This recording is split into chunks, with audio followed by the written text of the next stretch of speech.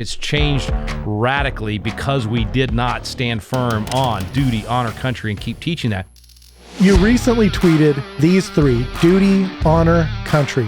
Used to be foundational to the thinking of Americans. Today, they're being swept away on a wave of Marxism and by the belief that there is no fixed objective truth. And I want to walk through that with you because I think this is so important right now.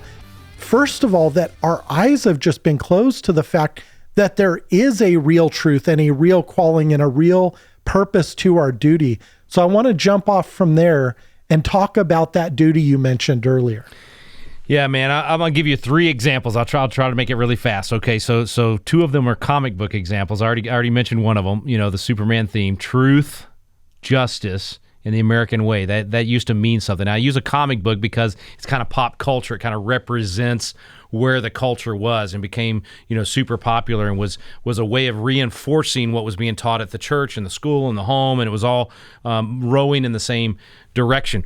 Another one that's more recent is Captain America in Civil War, a comic book in 1984, I think it is, or 88.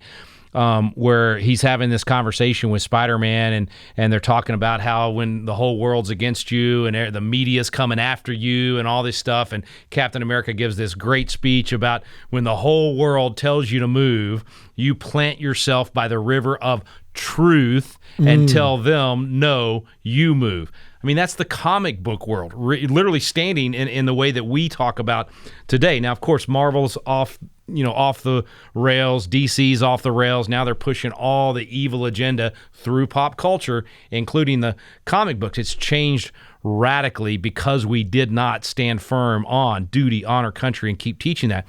The third example, unfortunately, is a much more practical example, and that is that they took duty, honor, and country out of the West Point mission.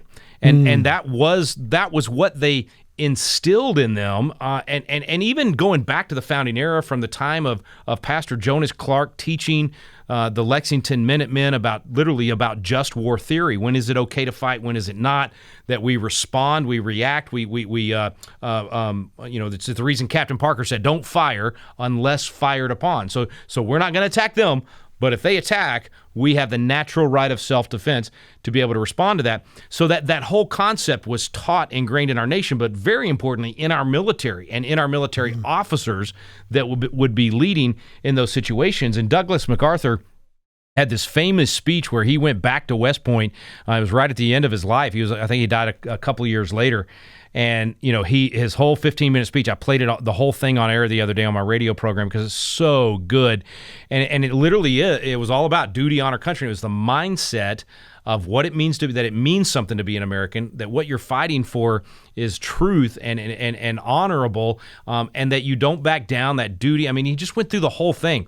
And I just think that move by West Point a few weeks ago to do that, it's just symbolic of where we are, this moral relativism where you can redefine what you're fighting for and redefine what a man or a woman is, redefine what truth is on a whim. And that is moral relativism. It is this postmodern world that we're living in, and it is the ultimate reason. It is literally the petri dish where all this negative stuff in our culture has grown from. It began with saying there is no truth. And of course we know the serpent begins that with Eve. Did God really say, right? So it's already questioning, is there a truth? I always come back to the Declaration of Independence. We hold these truths to be self-evident. If you don't build the culture on truth, you don't get to life, liberty, and the pursuit of happiness.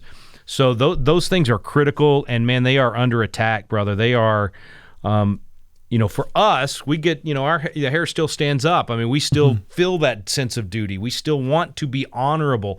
We have that patriotism that Benjamin Rush described as love of country and just as important as any other love, and that it's really a spiritual duty as much as it is a physical duty. We still feel that, and I think most of the men watching this, even if they may not intellectually have studied that stuff and can articulate it, they feel it in their gut. And I would say to all of those men that are watching, don't dismiss that. If you're feeling a tug right now and you're going, man, I want to be, I want to have that same feeling that Garrett and Rick have. I want to be more patriotic. I want to be able to articulate why I love my country and what I'm fighting for and how I want to raise my children.